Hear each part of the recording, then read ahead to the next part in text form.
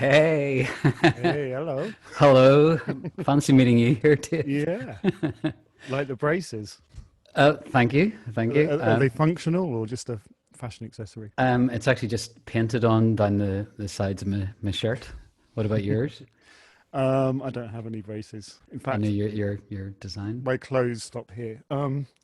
Yeah, it's actually a wasp synth t-shirt. Okay, what about Kind of a bit underneath? leaky. Well, there's nothing underneath. Okay, yes, same. I'm glad you got that memo as well. Yeah. Thank you for joining me, having this conversation, and hello to everybody out there. This is really interesting, weird thing to be doing. Have you done anything like this before, Dave? No, never. No. Just a few Okay. pub chats, but Yeah, we'll just pretend that no one else is actually there. It's just us. And no, there are no dreads. Just we'll get that out of the way at this point. The hair is cut. It is gone. There's a remnant of hair, but the rest is gone. And yep, that's it. So um, a couple of housekeeping things. So there, obviously the chat bar is there, so people can chat, and we might see some of that, but. Um, if you want to like chat among everyone, that's cool. And there's a Q&A button somewhere on your screen. So if you want to pose a particular question, we'll definitely come and look at those from time to time. And yeah, so it's a conversation about this record, songs from the Deep Forest. Where are you just now, Dave? Actually, I'm down in Eastbourne at Echo Z Studios. okay, which is your Um, your it's my studio. studios, yep, and I guess the first time I met you was probably here, maybe. I possibly, although you had Possibly. been over to Yes. Northern Ireland before, like in Coleraine and stuff. Yes.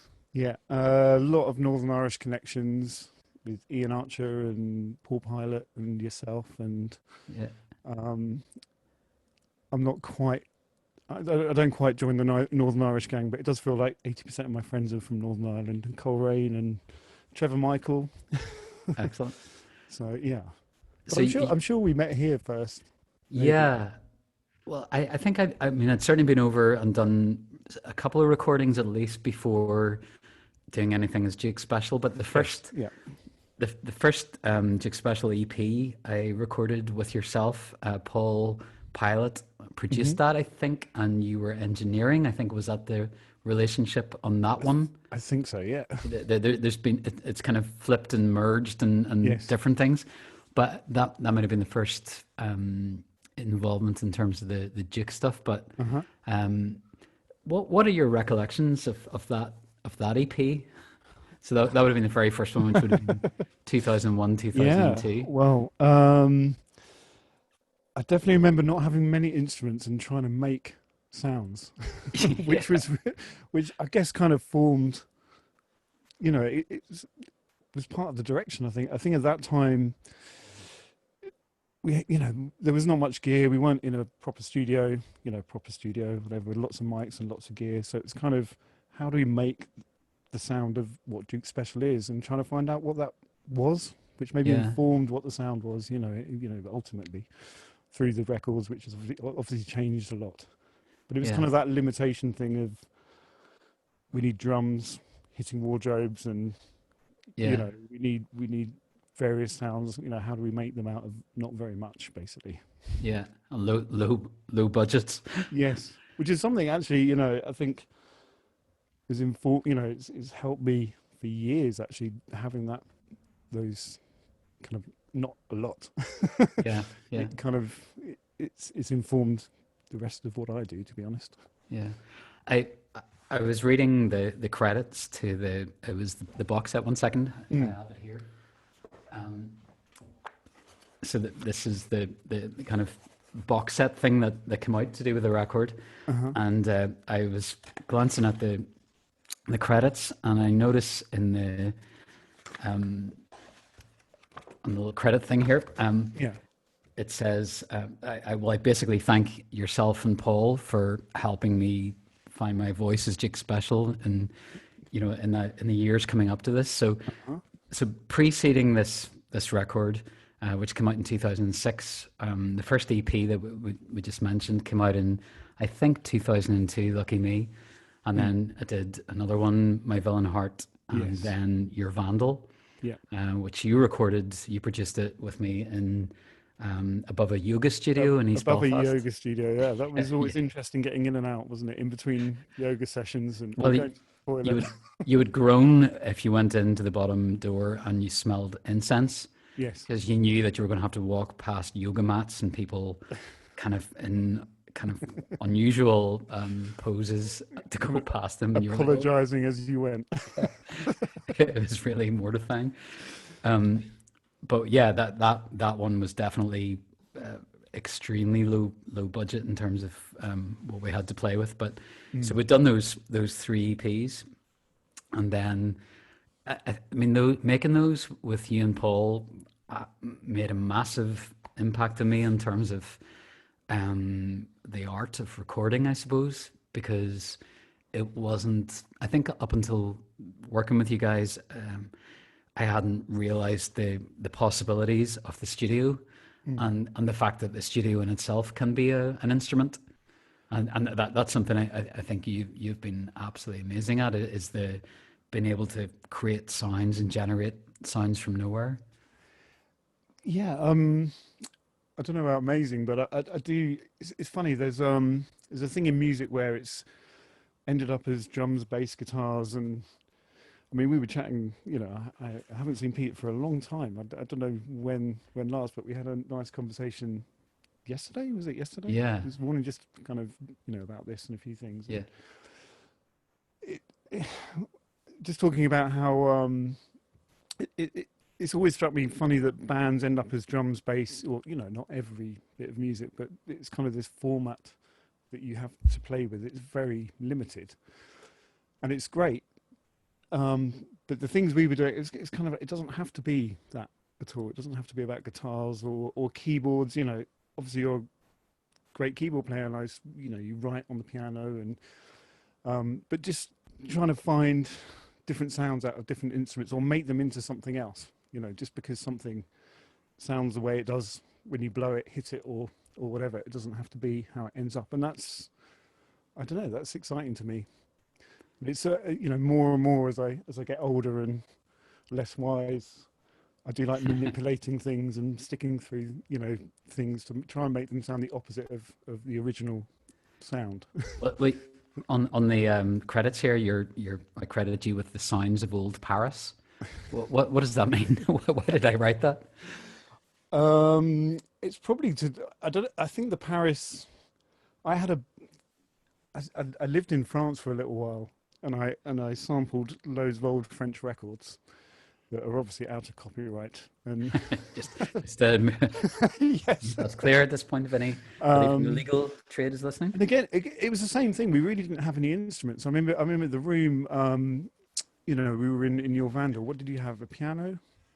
Yeah, Um, that was I it, I don't think. think there was anything else, and I certainly didn't bring anything. And it was the days before soft synths and digital synthesizers, and I mean, there wasn't anything there. It's like, how do we make a record with no instruments? So, I mean, thinking back, there really wasn't much there. So it was kind of finding sounds on old records, manipulating beyond kind of the original sound, and just trying to make something that felt good, and you kind of do it until it feels good, and then that's it. And sometimes I listen to things back, especially from those records, and I cannot.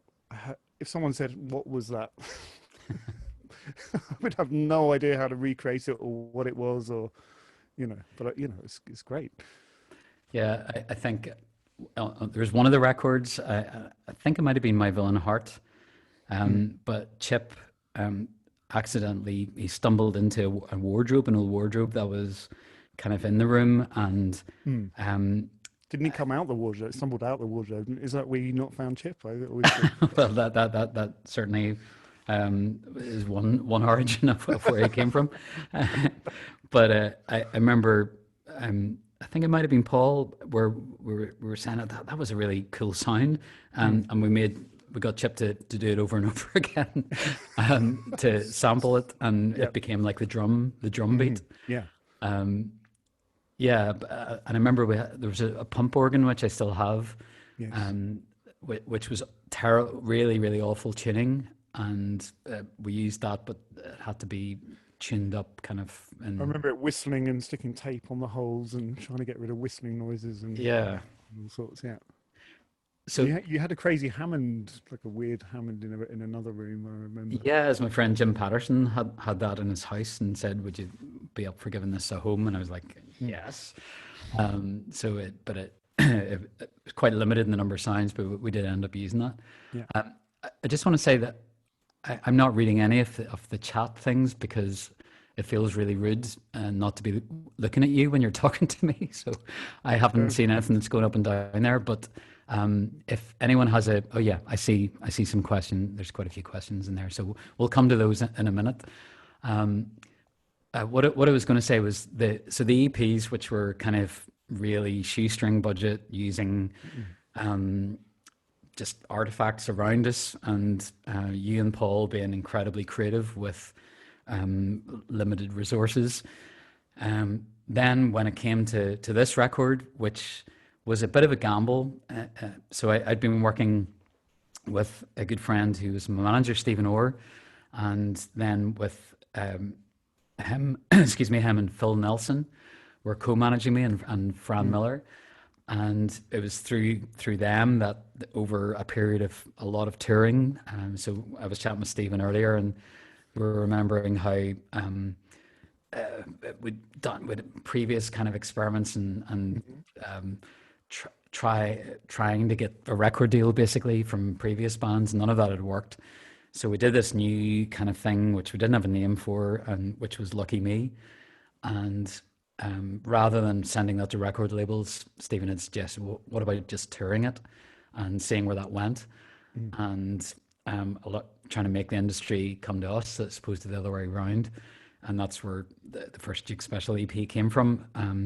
So it was over the next, I suppose, 4 years then that just relentless touring, and excuse me, and then gradually some labels became interested, and we started making this record, and we made it in the Dairy was one place in Yes, the dairy, that was in Brixton. definitely a big experience. Yeah, it was, proper studio, it was okay, we're here with a big Neve desk and actually not that many mics. I remember being surprised how little how few mics they had. But yeah, great place, okay, we're kind of here. We're actually making a record and it's proper and exciting and there's a budget and we can have people in, real musicians playing. So Yeah, yeah, completely different world to the EPs.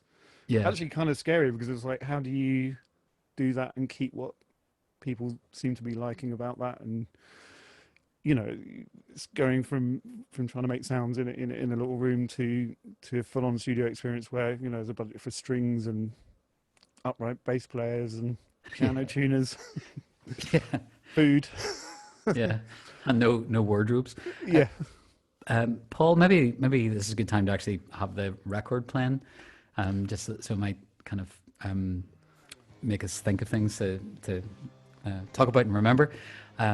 So, yeah, I had been approached, the different labels that were involved, kind of were interested maybe in working with us. They were putting forward different producers, like supposedly big name producers, and Mm. people, which basically meant people who had had a bit of success producing a different record that had Mm. done well. I think that's what a lot of Can, labels, can you remember any of them? any of the names of the people, no. And I probably wouldn't say anyway, just in case. But I remember, because of the journey that we'd gone through with the three EPs, and it just felt like a really appropriate and the right choice to have you and Paul work on the record. Um, so that that was the team that we had, I Mm. suppose, going into Mm. the Dairy in Brixton. What was the conversations happening between you and Paul around that time? Okay, if you can, Um, to do with this record as opposed to I don't know generally if there was. conversations. Well, I think there's always been an ongoing conversation. It's always been the same thing. It's kind of finding what is Duke special. So it's kind of, and that was probably happening at that time. It was probably happening in the EPs and subsequent albums. It always felt like, you know, you're the artist and you write these amazing songs, and you have an aesthetic around it. But there's something more than just music, you know. I mean, I work with a lot of artists, and sometimes it's just about the music, and sometimes it's just about the songs. You know, it's the sonics or the songs or both. And it felt with the Duke Special thing, there was almost a character sonically and visually and live. And how do we make that a record? You know, so I can't think of anything specific, but there was definitely a thing of, okay, we're in a real studio, we need to make this sound proper now. Yeah. But we didn't want to lose what was special that had gone on before, you know. I suppose the kind of strange thing or a consideration had been the fact that myself and most of the time actually with Chip, we had been touring and playing these songs live. So there was something, as you say, that was that we wanted to keep in terms of. Well, that was a across in massive, those, yeah. Yeah, that was definitely. I mean, Chip is such, you know, live. Everyone talks about Chip as well, and it's amazing. Yeah. And it was, how do we get that on the record? Because, you know, Chip jumping around the stage and pulling crazy instruments out. But obviously on an album you don't see that, and you don't have that energy. You can't recreate that just by listening. So, you know, hopefully that's in there on the records. Maybe other records maybe feature that a little more, but it was like definitely getting the energy of Chip in there, you know. It's interesting with, and maybe after this we'll look at, because I see there's 28 questions. 29. It's almost an exam. Yeah, we'll maybe go to that after, but an example of what you were saying there was, so with the song Freewheel, which was like a single of this record, but had originated actually in a previous band just before we'd stopped that and I'd started doing the Duke Special stuff. Freewheel was on the Benzene Headset record that Trevor Michael, who you mentioned, recorded. And then we did a version which we recorded in Brighton. And Charlie, was it Charlie did the artwork for that, the inside bit? Yeah, he did the artwork, and I think Gary did the artwork on the outside. Recorded at was it Low Fidelity All Star Studio, the hottest studio, not hot as in the place to be, but literally the hottest studio I've ever been in my life. We were wearing pants, I think, by the end of it. I remember buying them a fan, like just trying to, and leaving it there when we left. But subtle hint. Yes. So how many versions of Free Will were recorded? Well, that one came out on a 78 RPM record, and there was an accompanying comic featuring me and Chip. Yes. As the characters in this comic that Charlie had done, I think. Charlie, which I believe he might actually be online. I don't know. Yeah. Right. He's living in Spain now. Very swanky. He's got lots of freedom walking around, and but Charlie did a comic for that. Yeah. So we did that. Then it was on the first EP, but then the record label V2 they were keen to transfer that to the first album,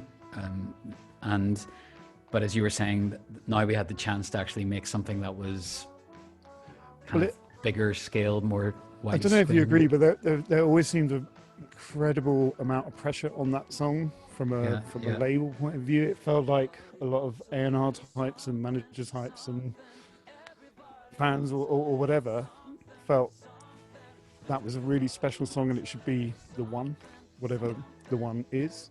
Yeah. So I remember, 3 recordings, maybe. I don't know, but it wasn't that we haven't got it right. It was just like, what, how do we present this and what's the version?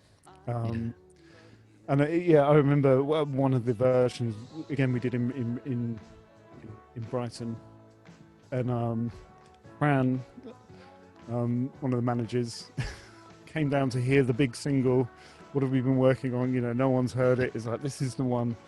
And we'd done a very obscure B-side, which I actually tried looking for last night and I couldn't find it. So I don't know if It's it's on. lovely. Yeah. Yeah, in Songs the of company, in the company of Olympian bird gods. Yes. Yeah, Olympian, Olympian bird gods. And yeah. it's a very obscure, Which came beautiful. from a an old spoken word lecture that I'd been given a bunch of 78s that in a place in Wales that I played like Yeah. maybe 20 years ago now, and the guy had found a load of these 78s in a bath Yes. upstairs in an old rundown house, and they were all lectures, Mm. and one of them was a lecture about woodland birds. So we used that as a kind of little backdrop, and Mm. I remember playing trumpet. I'd bought a trumpet Oh, yeah. I've and forgotten about, yeah. really badly, but you were able to get. I just played long notes and we kind of Yeah. wove them in as Yeah, chords. totally. Yeah, yeah. I'd love to. I mean, I haven't heard that since we did it for some reason. It hasn't been No on the way. radio, Spotify playlist. So, Yeah. um, but yeah, I remember it was quite an obscure thing, and Fran came down to listen to what we've done with Free Will, and we all sat there very seriously and sort of planned it beforehand, and we just put that on, and she sat the whole the whole way through with a very kind of Very patiently. kind of thoughtful face. Went, great. Okay, I'm just going to make I'll be back in a minute. I just need to make a phone call. Yeah. Taxi. Someone else and got a phone call, or V2 or someone, I don't know. But yeah, Yeah. she came back in and heard the version we did and loved it. But, Well, we go to the questions Q&A, yeah, Dave. Can yeah. we? Do Can you want see to have that? a look at the questions? And Can you see that on the screen? yeah. Oh, okay, okay. I'm right at the bottom. I don't know which is the first one. Probably at the top. Oh, at the top. Okay. Kieran Sweeney, the dreads were a bit of a trademark for you. Why cut them now? I cut them before they ran away. I think of their own accord. Or I have to tell you a little story about your dreads. oh no. We Okay. were, another album, but Under the Dark Cloth. I just had a baby, Monty Moog. Yes. He might be watching, hopefully. Oh, hello, Monty. Unless the teddy bears have put him into bed. Okay. But yeah, I think he was maybe 4 or 5 months old, and we recorded over in was it Dublin? In Dublin, yeah, yeah. And we went over and we met you at the hotel. And I remember you picking Monty up. It's like, you know, you got to son, and he just started sucking on one of your dreadlocks as you were talking. And then you went away, and Sasha went, "Did you see that? They cleaned." Yeah, yeah. He's turned out great though. So It does. Okay, no lasting kind of I trauma. Or don't anything. think so. No. Yeah. Okay. So, Lucy Quinn, I've played your records to penguins and albatrosses whilst living and working in sub-Antarctica. Your music kept me sane whilst I was there. Where is the strangest or one of the most memorable places you've played a gig in? Oh, China That's would a have been good one. one, and at the World Trade Fair, that was really bizarre, where no one could understand any of the words of the songs. We had to work with an interpreter. Probably one of the strangest ones was one of the first house gigs I did, and Chip and I played in his friend's house, the parents of his friend in Swindon, and we had to play, and it was them, the parents, and maybe some of their golfing buddies, and Chip and I changed in their conservatory or something, and come into the room with her, you know, my eyeliner on and stuff, and Chip was wheeling about with the stump fiddle, and they were sitting on couches, just looking like we were the most deranged people, and that was pretty strange. But I'm sure there's many others. Oh, different ones go to the top actually, Dave. I don't know where Oh they've. yeah. Where did the name Duke Special come from? I have no idea. I had a dream. Right. Um, Oh wow. Who Great. is Luther King. was Scarlet and Where is the Deep Forest? Imagination. How do you start writing a song? Chord progression, melody, lyric, growth. But more recently, lyrics for me, because they're often more recently it's been about specific jobs. So like for theatre or responding to something. So lyrics would be the first thing. But for that record the forest mixture of things, really. Um, and you want to answer, Dave? Let's have a little look here.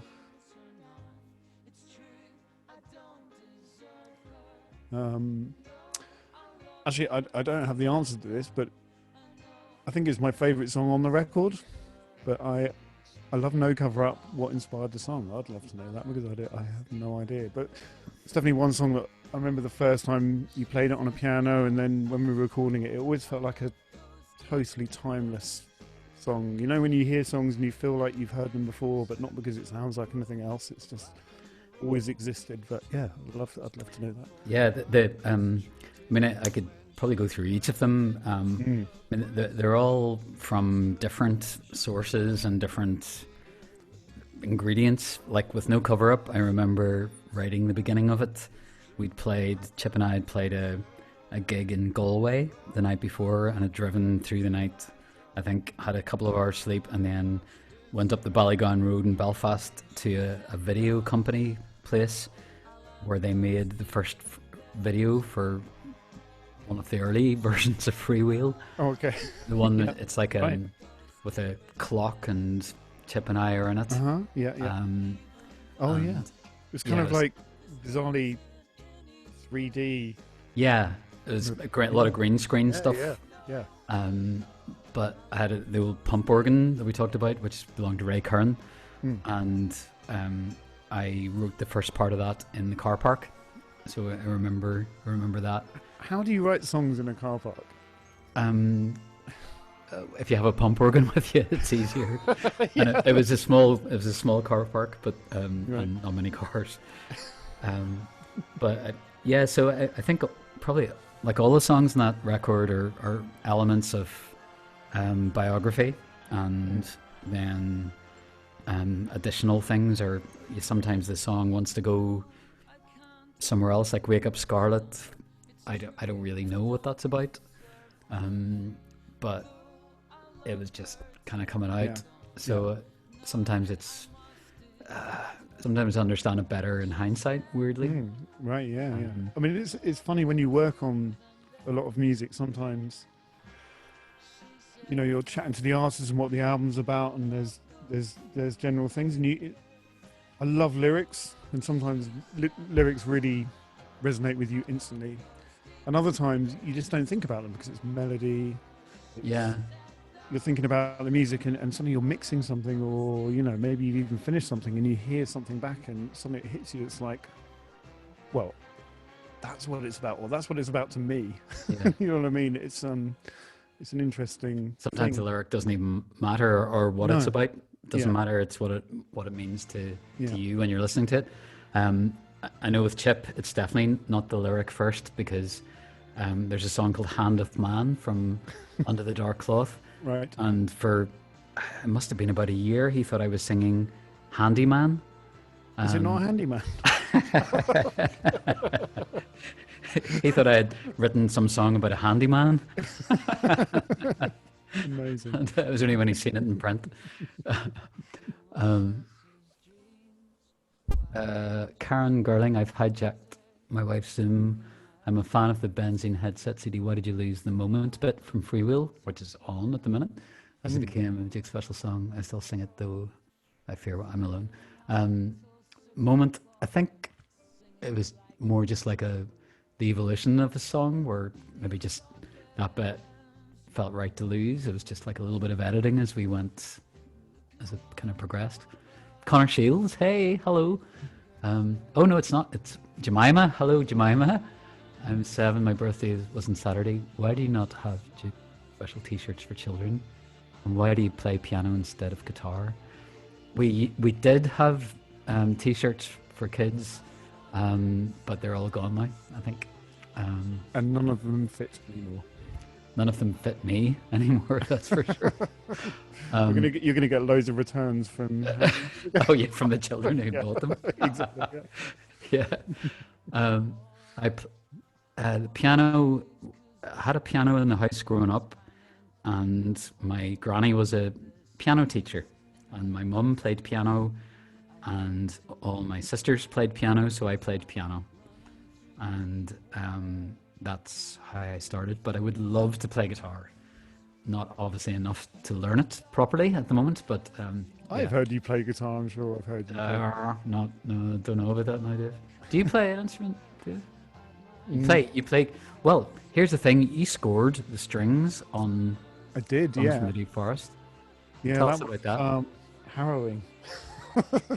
Well, I played violin. You know, when I was a kid, it was, you know, I played violin, and I knew how, you know, play piano and knew how to write music. But yeah, this, I think this must have been the first time I actually got asked to write the notes down that other people are going to interpret and play. So it was quite scary, and because you don't know if it's right until people start playing. Um, yeah. There is a funny story about school. Do you know the story about the night before we did strings? Well, I was there. We were staying in Charlie's Oh, flat you were in there. London. It's so long. Yeah, that's right. So a friend Charlie who did the comics for one of the free will versions, and Yeah. had a had a had a girlfriend at the time that had lent me a keyboard. I don't know. Do you know this part of the story? I don't even know. If you know this Maybe you kept this from me. part. Yeah, I think there's a bit.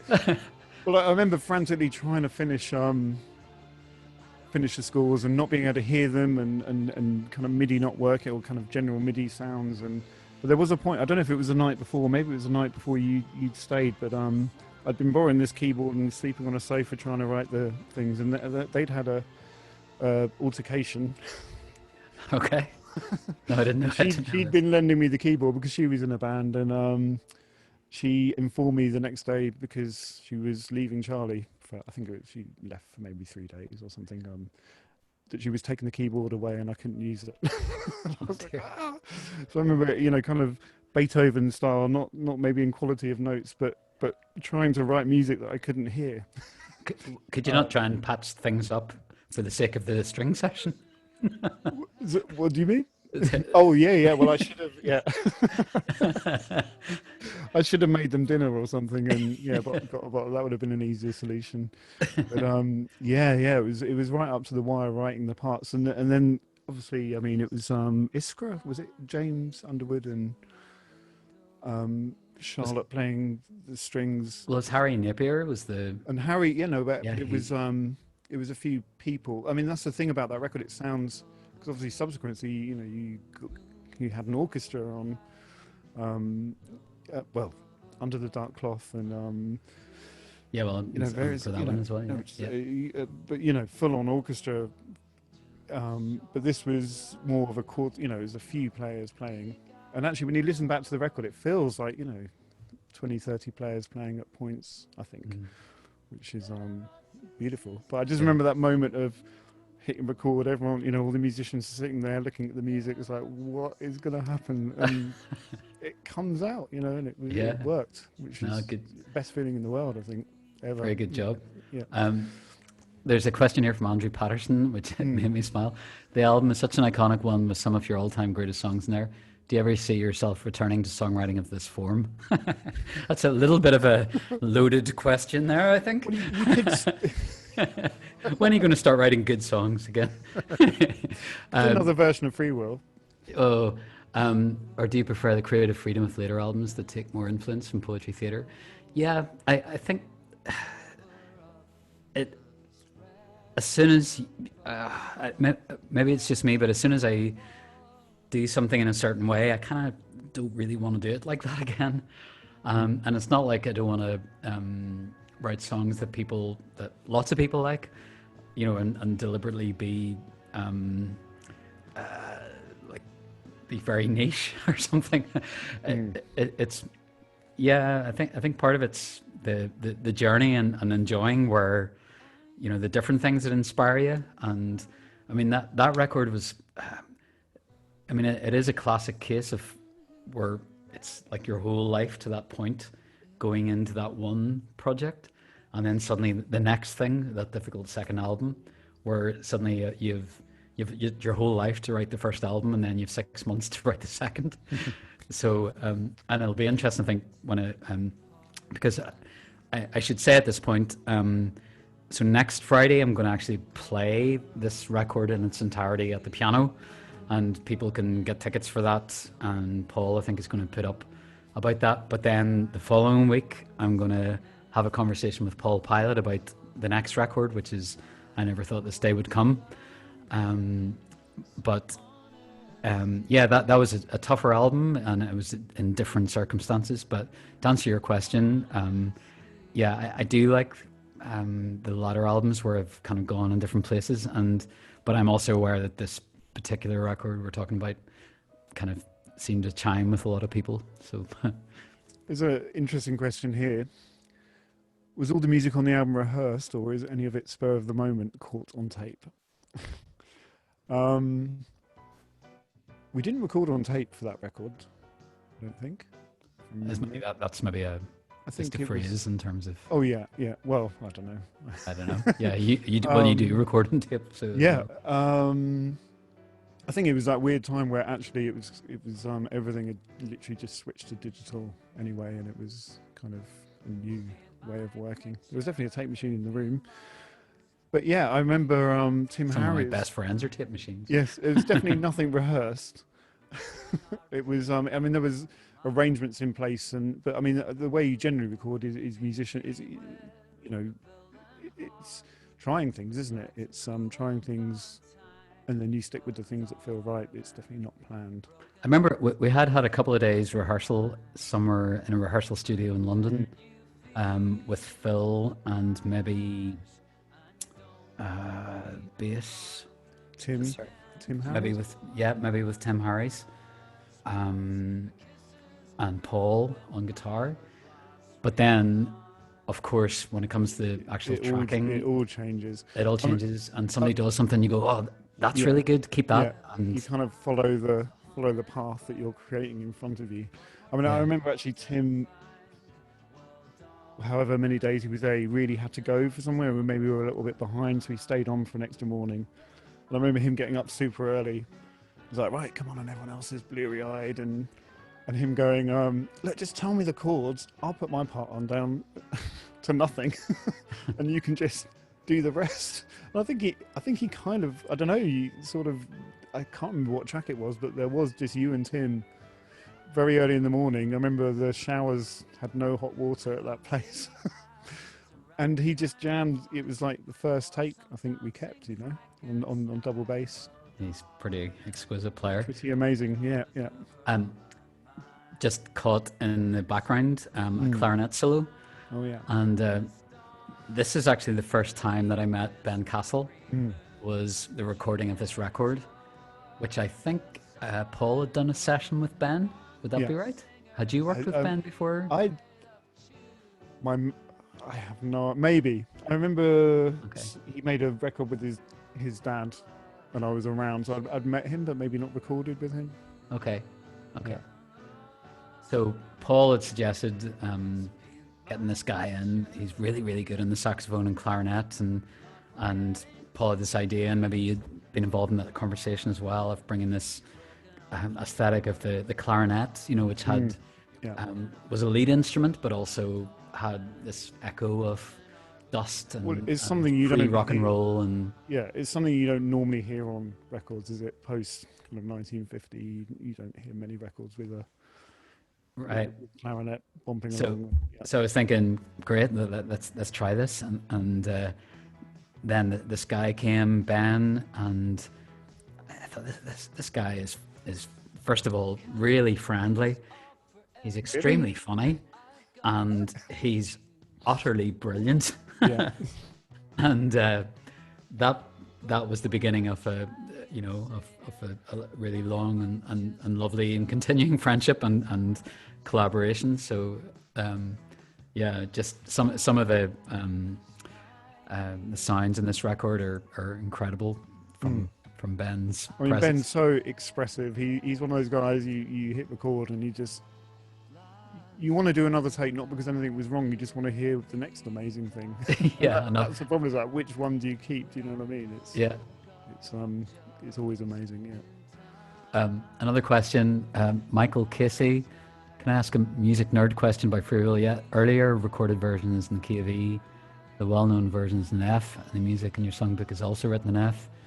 How did it move from one to the other? I don't know how it ended up in F, actually. When I play it live now, I would definitely do it in E. Maybe I was just feeling it, and I'd had to go up a key, a semitone. I don't know why I went to F. I've got one that maybe you could answer. Have you Okay, ever yes. fallen out with Chip on stage? Or has Chip ever fallen off stage? We've never fallen out on stage.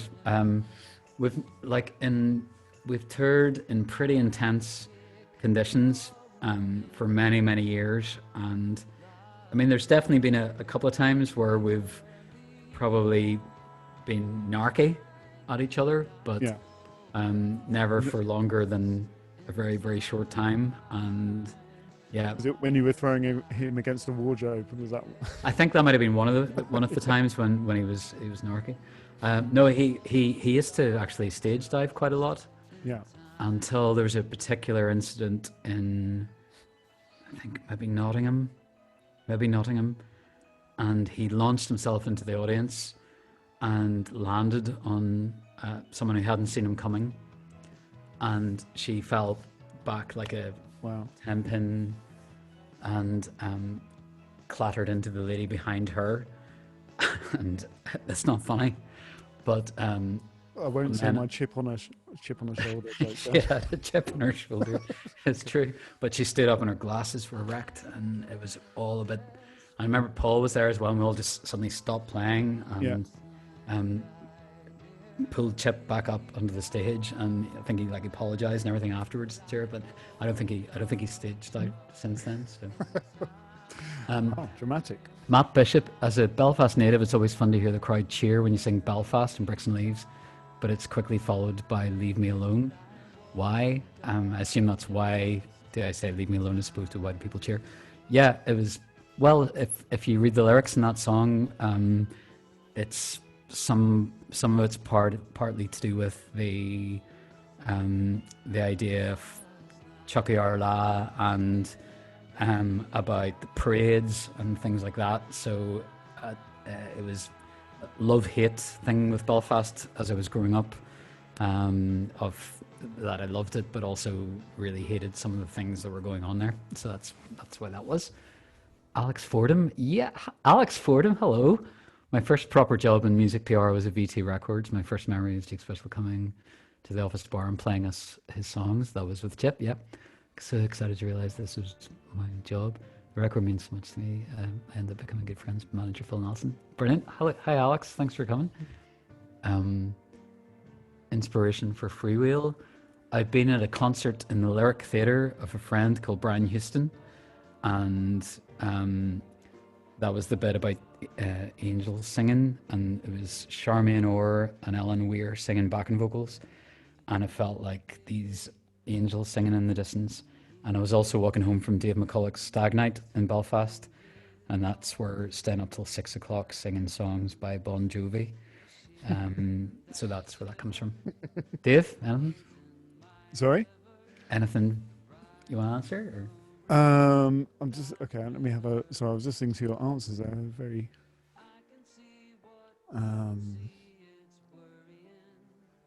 Let me have a look through. You say Okay. something else. While I have a read, if that's okay. Are you still mates with Neil Hannon? Yes, absolutely. Although we don't see each other very much. But our love goes deeper than this, which was a co-write between Paul Pilot and myself, and Neil Hannon is credited. And that was because we'd asked Neil to guest on the record, and also Romeo Stoddart from Magic Numbers. Oh yeah. But the bit for Neil, he was going to be singing in the second verse, and I didn't have words completed for the second verse. And I remember the feeling, rising anxiety, because it was all in the middle of touring, and Trina will be giving off to me, but anyway, I was in the middle of lots of things, and the second verse hadn't been finished, and Neil was due in maybe an hour, and it became synonymous, the idea of Neil Hannon's at the door, with being up against going up to the wire with anything. His hands at the door, quick, get it done.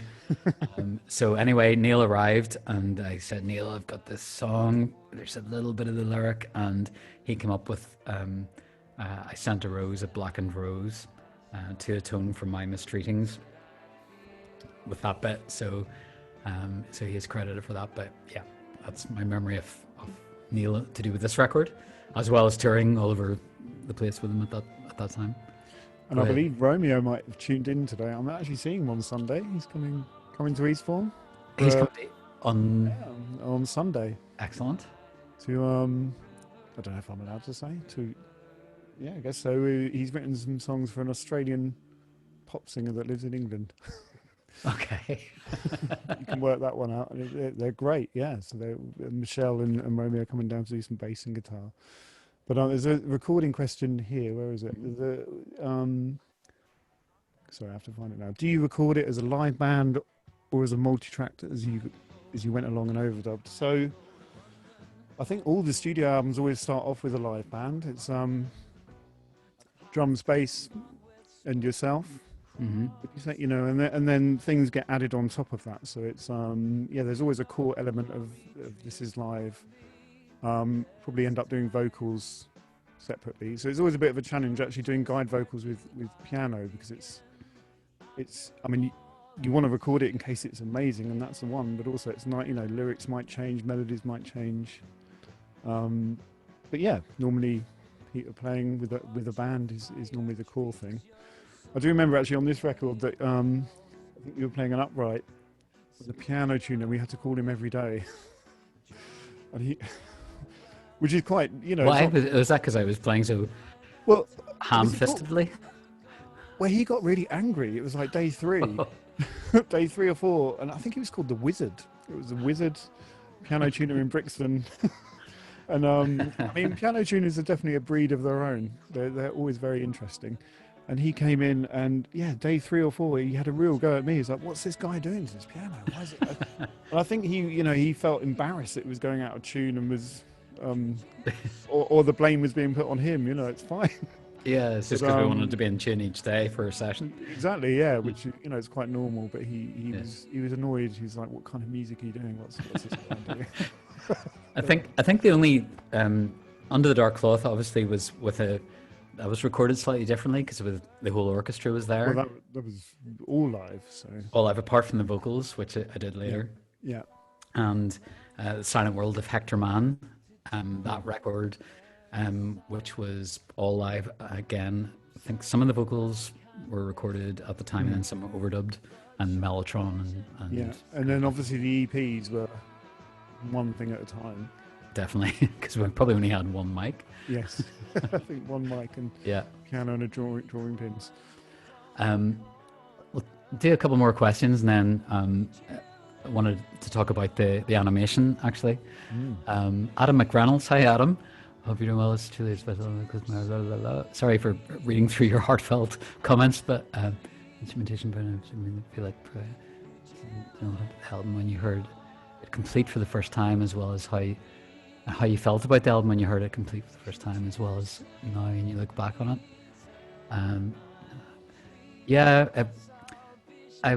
I really loved it at the time, and it's I suppose I feel like all the songs on that I really stand over. I really love the production on it. I love the way it was put together.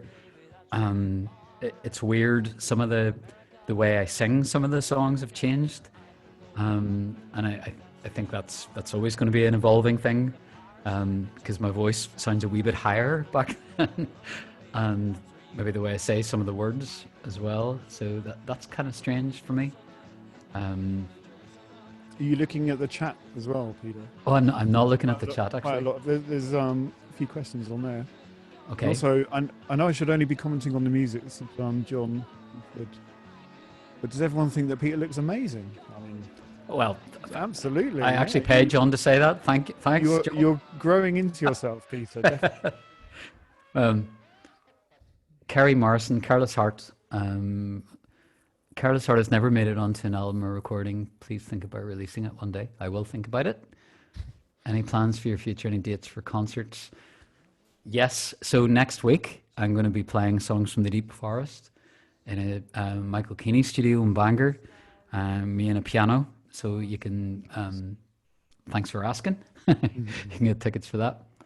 Tim Jasper, I listened to last night, nearly died for the first time. My granddad was in hospital and got same from me going to die very soon. I'm going to ask, what's your process? Do you it's kind of sometimes overwhelming to hear like stories behind songs and how they're kind of entwined with people's lives.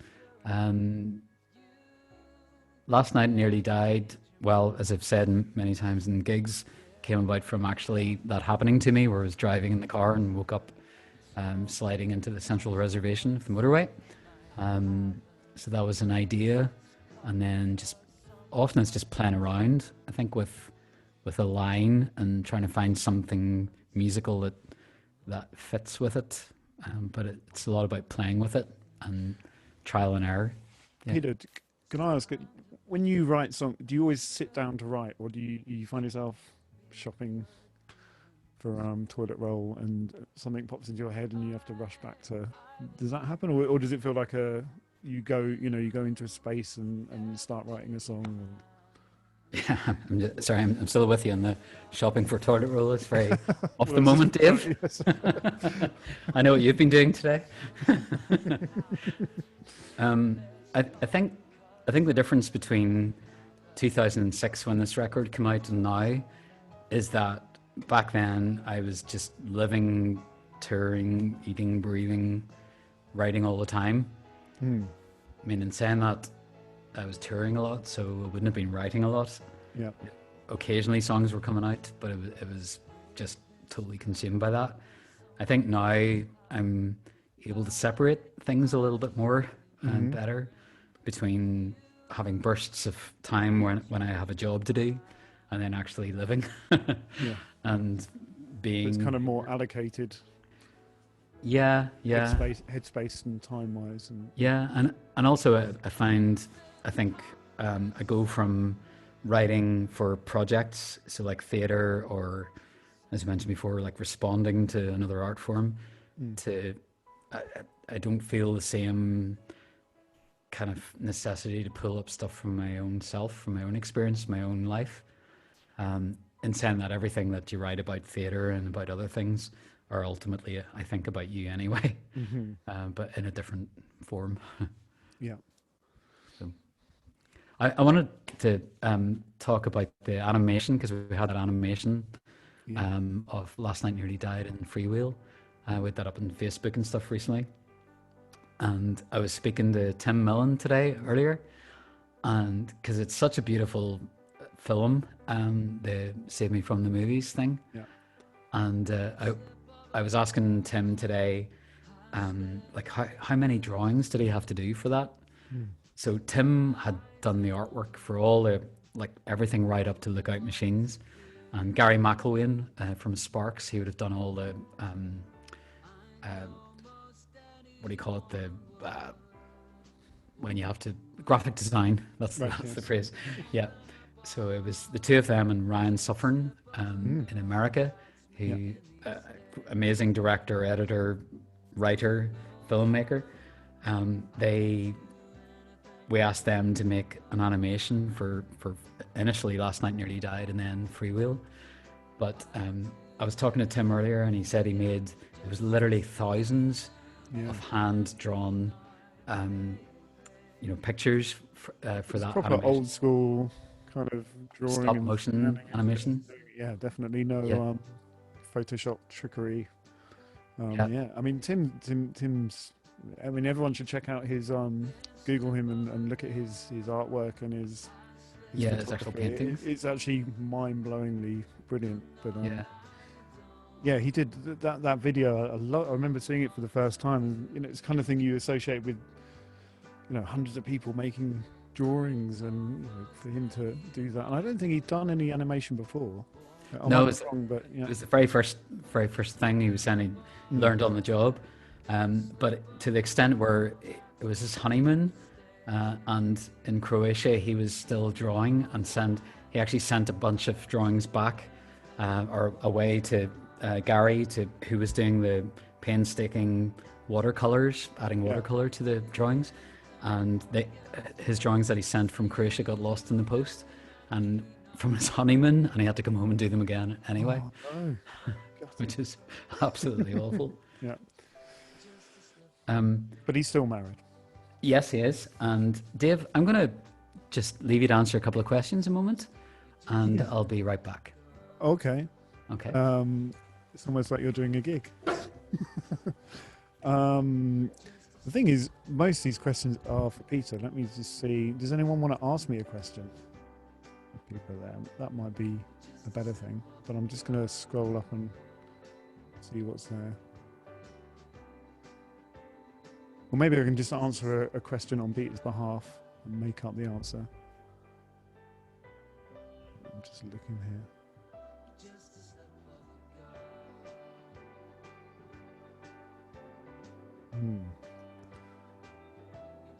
Need a T-boy, Sunday sir.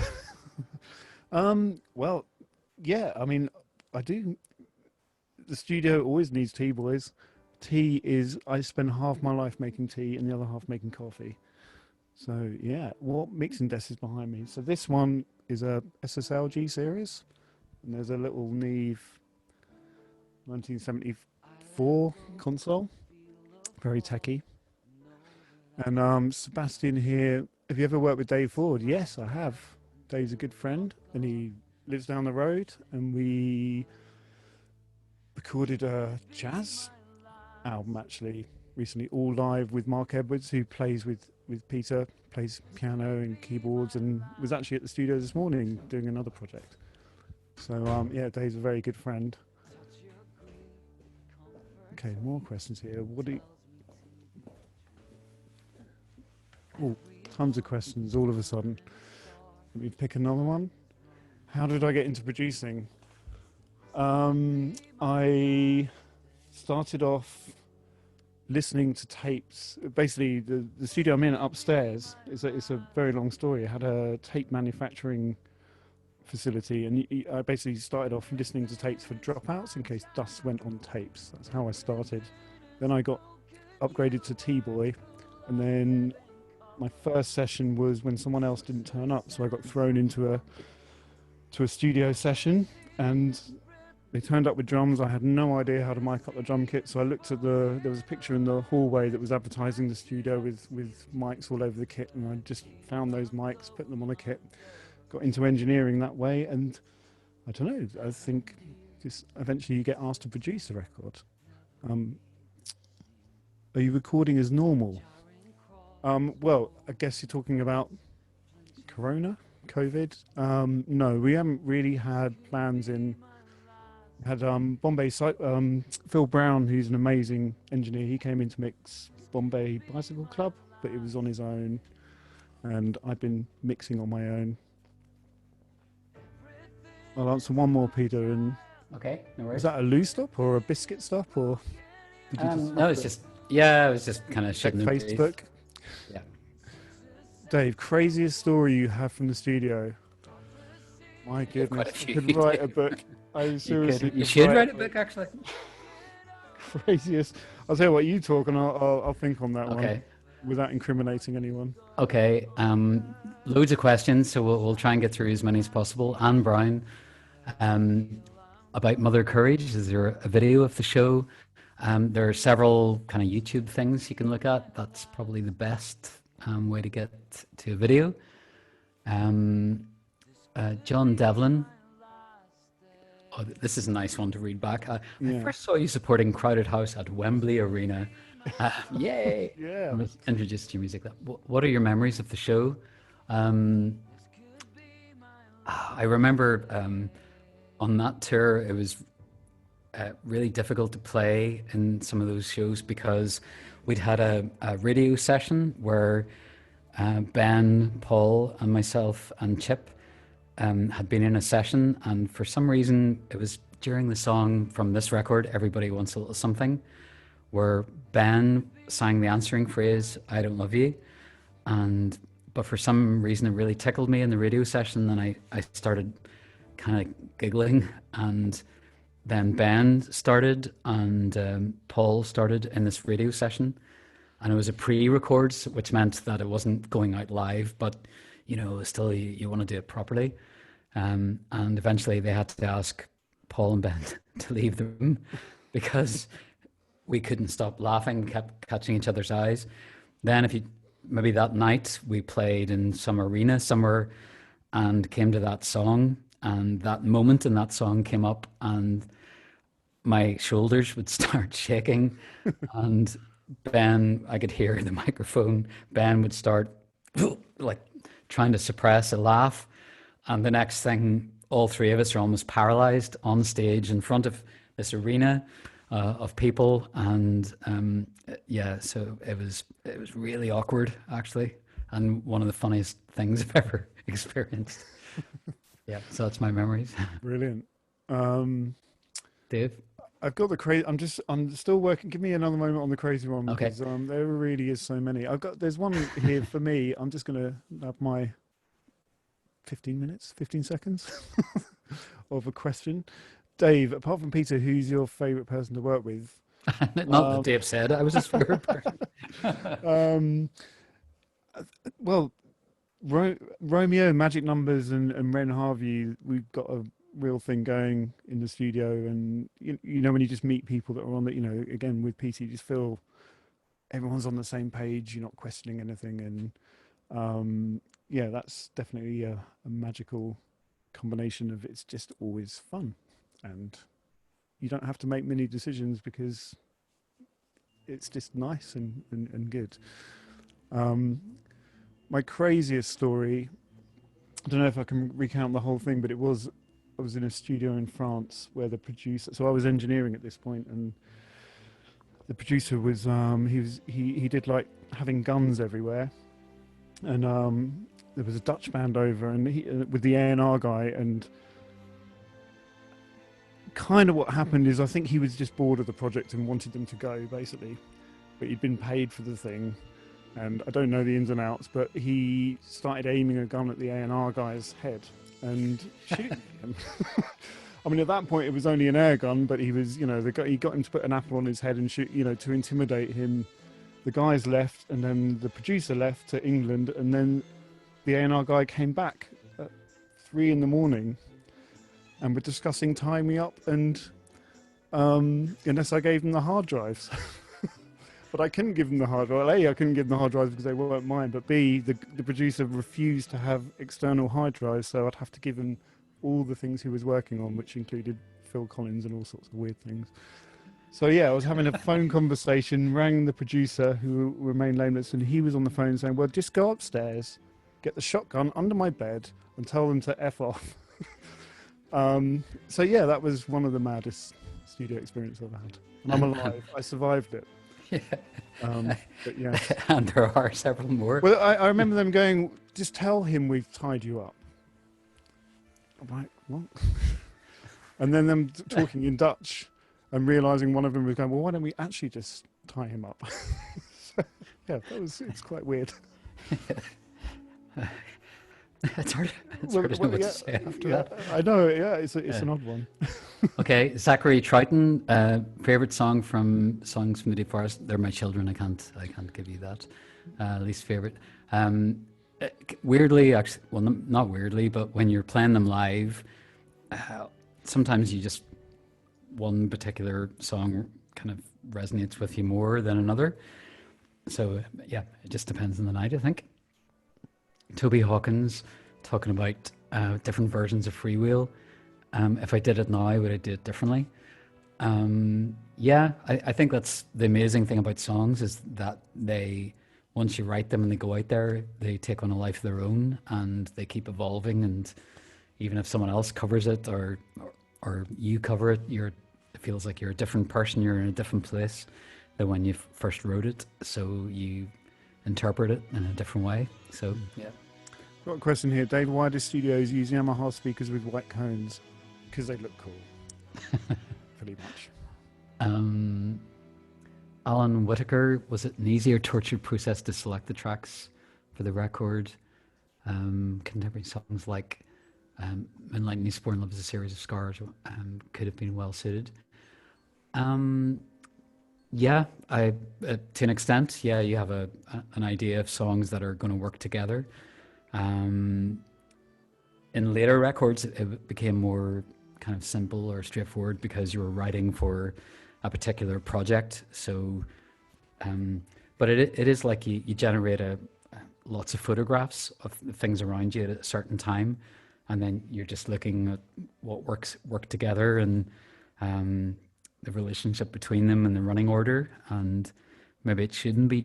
Maybe it should be different now because people listen to songs in isolation on different mediums. But I still kind of think in albums, and there is something nice about that bite-sized chunk of creativity where you can get your head around it.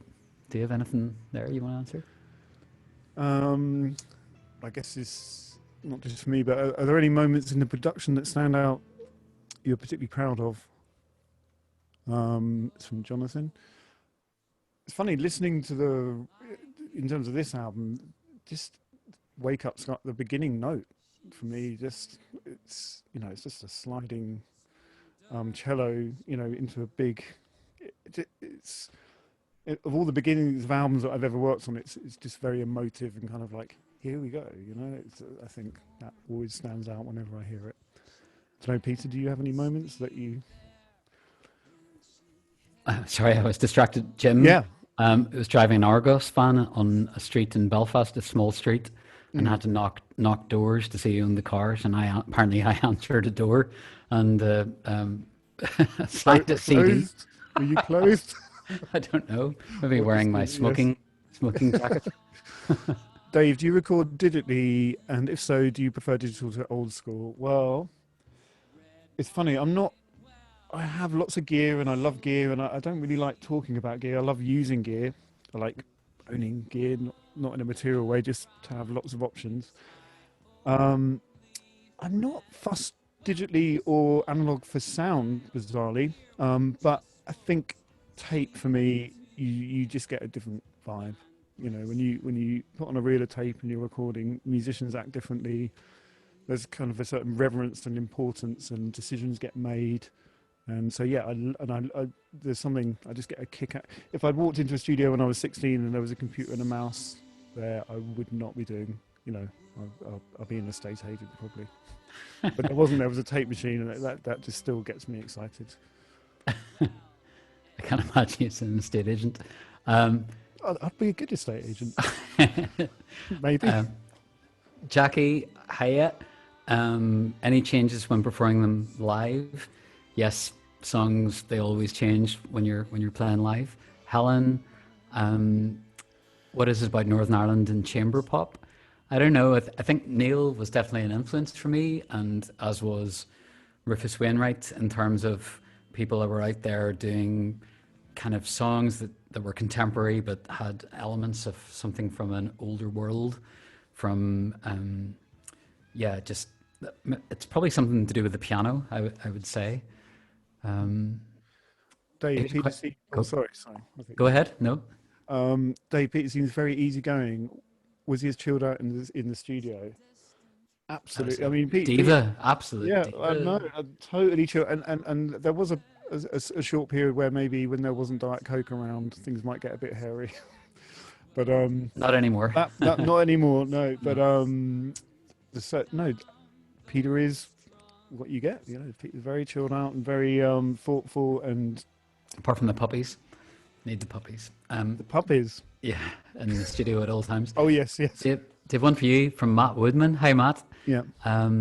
Interested in how Portrait was produced, particularly the decision to pan the vocals and piano on one side and the other instruments on the other. What influenced that?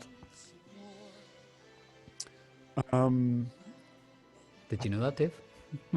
Well, yeah. I mean, probably just old record. I mean, there's so many great. The early. It's really interesting, actually, guys. If you listen to albums that were in mono and stereo, the difference is crazy. Like a couple of months ago, I was listening to a Who, My Generation.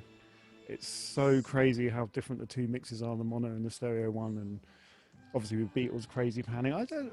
It's it's funny. It's probably not something you really think about, but it's not like trying to make it weird or anything. Sometimes things just sound great coming out of another speaker, and I think that's the old school way of mixing that's probably been lost a bit on it, a little bit now.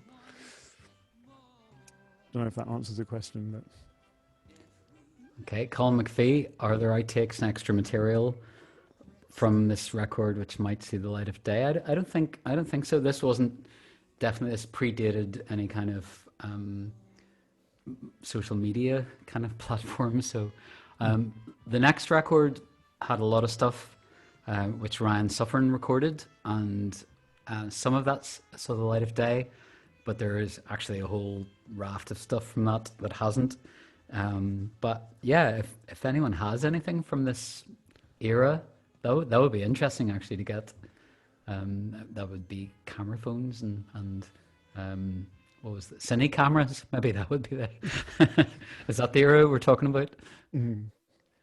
I've got Dave. Do you where is it? Dave, do you choose who's from Shane? Do you choose who to work with based on them as humans before musicians? They definitely have to be humans. It's always the paycheck, Dave, for you, isn't it? It's all about the money for me. You know what I mean? I mean, that's why, I kind of stuck around. It definitely wouldn't. It's There isn't the case if you were working with me. there's a funny thing that it's actually an interesting question. I do find people that music that I relate to are always the nicest people, and I've been very lucky. I've had a few sessions where I really haven't enjoyed the whole experience, and I haven't enjoyed the music. So I don't know if that answers the question. Have you worked with David Ford and Jared Dickerson? Yes, I have. Excellent. And they're both great. Oh, sorry. Jack Morrison, I think I've answered that. How do you, Colin McPhee, how do you feel about the live performance with the orchestra and writing the dramatic into orchestral pieces? Had no kind of forethought about about an orchestra ever being involved. That would been absolutely beyond my comprehension. And even now, I wouldn't really think anything I write, oh, this will sound great with an orchestra. I wish I was at that stage where I could do that. Maybe someday that would be possible. Any chance, Ronald Payne, any chance of songs from the Deep Forest on vinyl? You can get it on these lovely box set, of which I think there were 1,000 made. I have about 5 that I found recently in my writing room store, which are slightly damaged, but we haven't got one on an actual vinyl album. Maybe again at some point. Norman Reed, were there any songs left over from the album, and where have they been used later? I don't know if we had maybe used some as B-sides. I would have thought. There was a question earlier about, was it hard to pick the songs? I think it was almost the opposite. It's like not hard to. Is there enough to make an out? It felt like that, and it's kind of funny because the album has extra tracks now. Am I right on that? Or well, it has the orchestra gig, and yes. Our Love Goes Deeper was it an Love Goes Deeper, yeah. added thing, yeah. But I seem to remember maybe even being a couple of songs short when we started the album, and you were still writing scrabbling away. Yeah. Let's get to the complete album. Yeah. Oh, Andy Bennett. Hi, Andy. Hey, Andy. What's the worst thing about touring, Peter? Oh.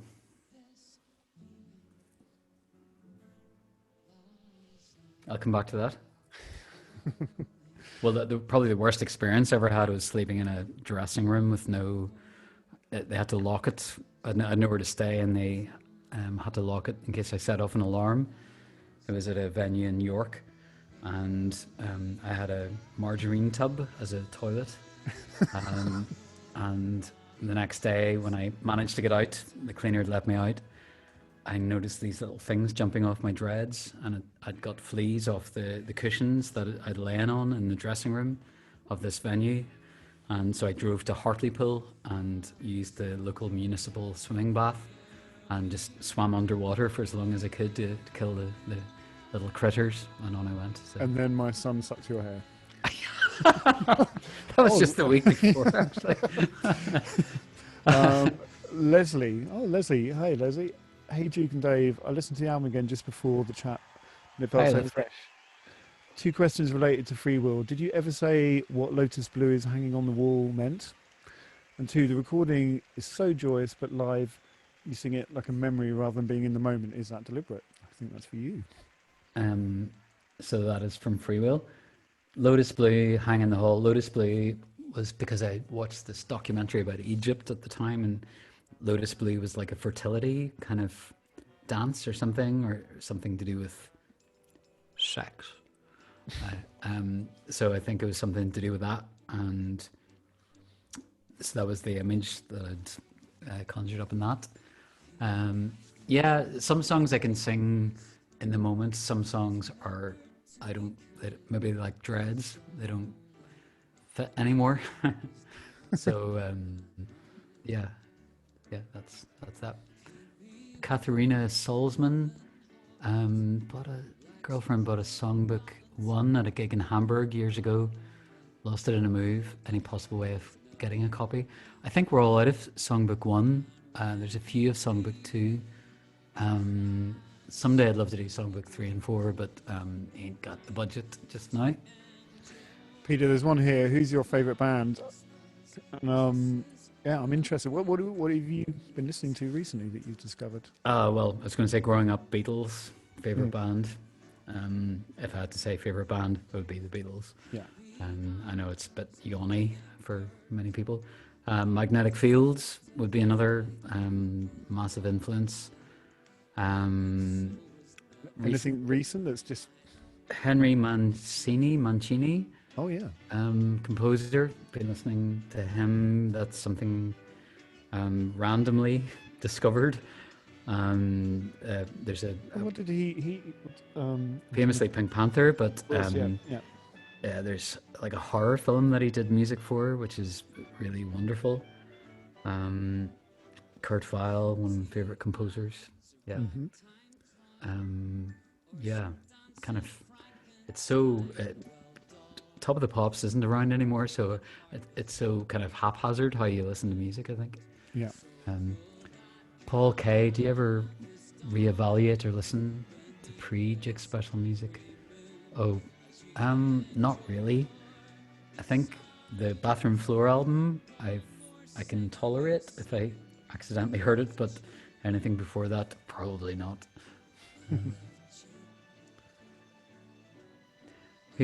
Oliver Ray, who's the person doing backing vocals, and Our Love Goes Deeper. Sounds like you put the other. So it would have been myself, Romeo, Mm. and Neil Lennon. Yep. Paul Kramer, hello. When is the film release of the soundtrack that you've been working on recently? You should recommend Tim Burgess listening party. Yeah, do that, please. The film release of the soundtrack. I'm not sure what soundtrack I've been working on recently. I know Paul's been working on stuff with Ryan. Amazing documentary about Laurel Canyon, I think. I just saw a question from Paul. Do I know what those knobs do? Yes. From Paul. Every single. Yeah, Paul Pilot. Hi, Paul. Oh, Paul Pilot's here. Yeah. Hey, Paul. I know what they all do. But the standard answer is I know what they do, but it's just one channel and then you duplicate it, so you don't have to know that much. Yeah. Dave, just know that whatever Paul asks you, you can ask him Yes. next time. Yeah. Maxine Bull, do you enjoy house gigs? Yeah, I do. Hello, Maxine. And it's not just because I've played one in your house. Yeah, it's really special because you're right in the middle of people's lives, I guess. And the weird thing is that there's people there who are really big fans, and then people who have never heard of you. Or in fact, I was at one house gig where the person said, I just came along, I don't actually like music. There was maybe a cousin of the person whose house it was. So that's a weird vibe when you're playing to really big fans and people who don't even like music, never mind your music.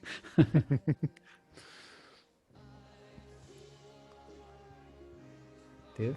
Anything? I'm trying to find one. It's funny that I don't know where they come up. The new ones come up. Helen Moat, what poetry inspires you at the minute? Reading James Harper at the minute. Um, there's quite a lot of questions left. Well, talking about poetry inspired, you did an album that was poetry inspired? Yep, we'll be coming to that one in a few weeks' time. Yes, yeah. So I'm giving things away here. So next week, doing a gig, which is an acoustic version of Songs from the Deep Forest.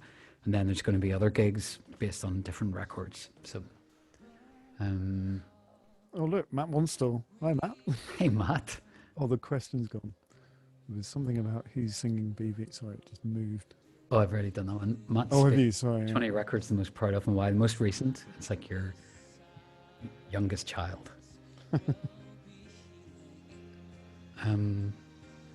Sally Peachy, first saw you in Jules Holland and have followed you since. How about getting on his at-home show?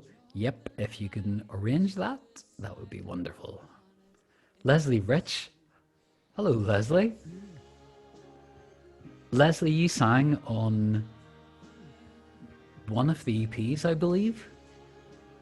Leslie is a musician originally from here and is now living in Minneapolis. Hello, lovely to hear from you. Any chance we'll see you in the States? Yeah, I would love that. What about you coming to Belfast, lad?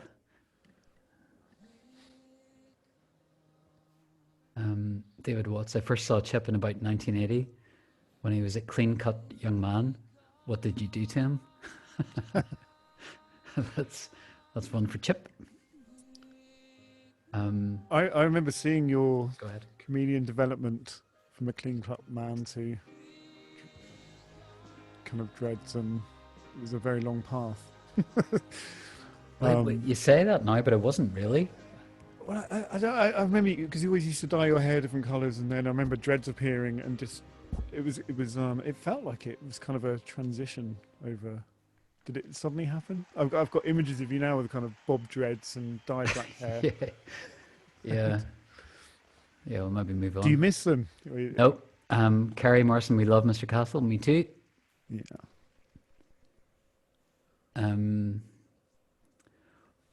Are you okay? Kind of keeping doing this, Dave? Yeah. I don't know what kind of experience this is like for people. It feels a little bit odd now, just going through these questions. But is this maybe on the chat thing? Can you let us know if this is okay, or feels, I don't know. All good. It's all good. It's Yeah. all great. And a message from the producer. Yes. Oh, yep. Message from the producer would be good. But well, there was one, I think. But yeah, no, people. Hello, people. Keep going for a little bit longer. Paul and Jay, is this okay if we keep going a wee bit longer? Or? Oh, loving it in Brooklyn. That's nice. I hope Brooklyn's doing great. David. It's a Paul here. Yeah, keep going. Keep chatting away. Okay. So we have a voice in our ear, a disembodied voice, and we can carry on going. So more, yeah. Do you want to chat or Go. more Oh, questions, what do you want to or- chat about, Dave? I don't know. Well, what is next? That's come up. What is? Obviously, you're writing for me. I'd like to know. I know obviously you got a series of these and all the gigs, but Yeah. what's happening in your life beyond sort of making albums and you know, what's Yeah, some writing for theatre that all got knocked in the head, obviously, this year. But hopefully that will be happening next year.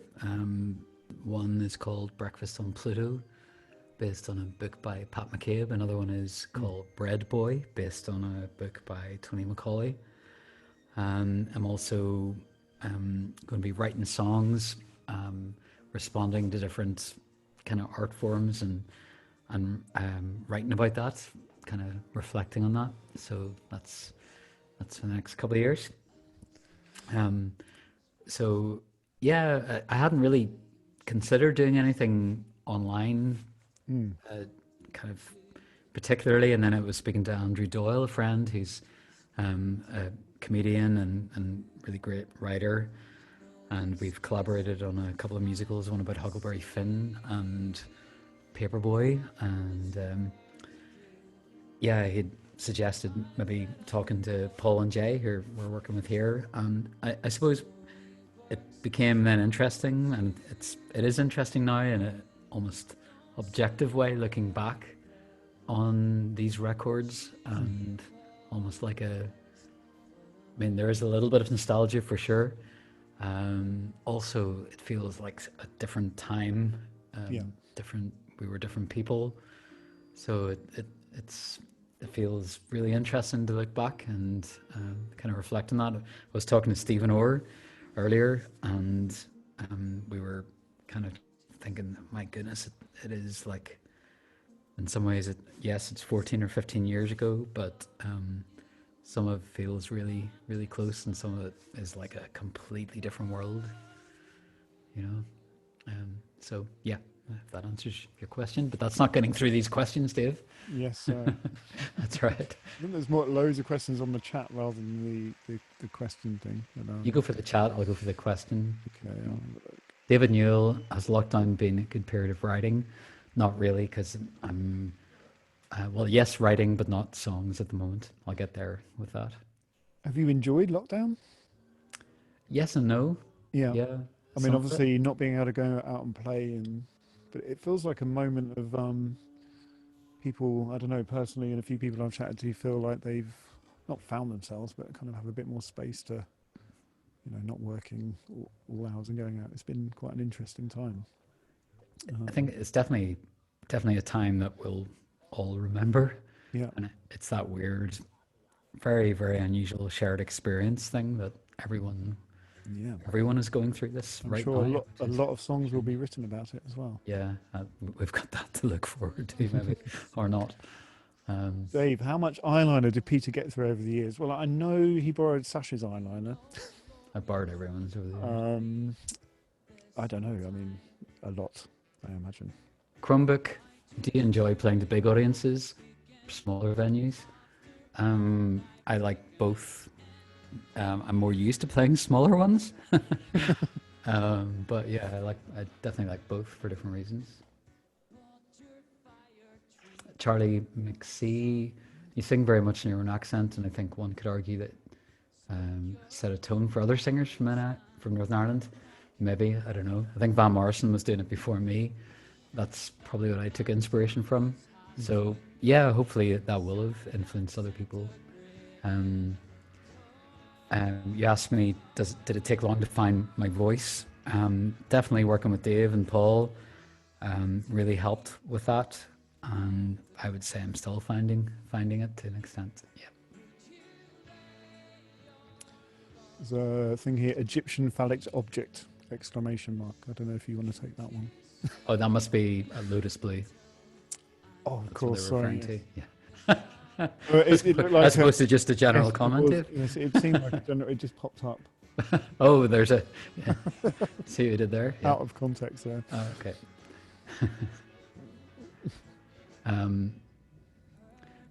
No problem, Shane Young. If you want to use that line, some of my best friends are tape machines. Yep. Dave, how's Echo Zoo going? Did you answer that? Yeah, Echo, well, obviously haven't really had people in for a few months, but generally I'm loving, we're having lots of great artists, and some of my favourite artists that I've been listening to are coming in, so it couldn't be going better, to be honest. I'm absolutely loving it. Question from Stephen Orr, Dave. Have you ever taken a taxi to London in the early hours? No, it got cancelled. It got cancelled, okay. I don't know. I guess it feels like we're drawing to the end, maybe. Yes. So how do you wrap it up? how do you wrap it up? Yeah, I guess if there are burning questions that anyone wants to ask, maybe fire. I don't know. I'm not sure how to do this, except I'll come back to that bit. Um, but the next part of this, I suppose, is next Friday. I'm going to be playing songs from the Deep Forest on the piano, and you can register for that and get a ticket. That one is you have to pay for a little bit, but the conversations are going to be every other week, and I'll be talking about different records. Um, so yeah, There's a link to. I'm just going to plug your tickets for you, but there's a okay, link do to the yeah tickets there on the chat bar. on the chat thing, yeah, and we'll be Um, I'll be getting one for sure.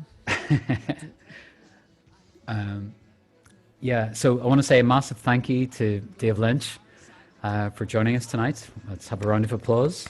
Thanks for having me. And very welcome. Thank you. And thank you everyone for coming. It's been quite weird, and I wish I could have read more of the. I haven't seen anything on the chat actually. It's just all the This questions. is a lot there. Okay, but thank you so much. Yeah, thank you, everyone.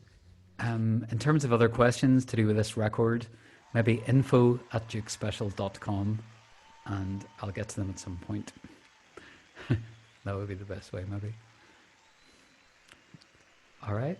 Okay, well, there's the applause, Peter. There's your. There is a applause. fine way to end. There's going to be a hook that whips you off the side of the stage. Okay.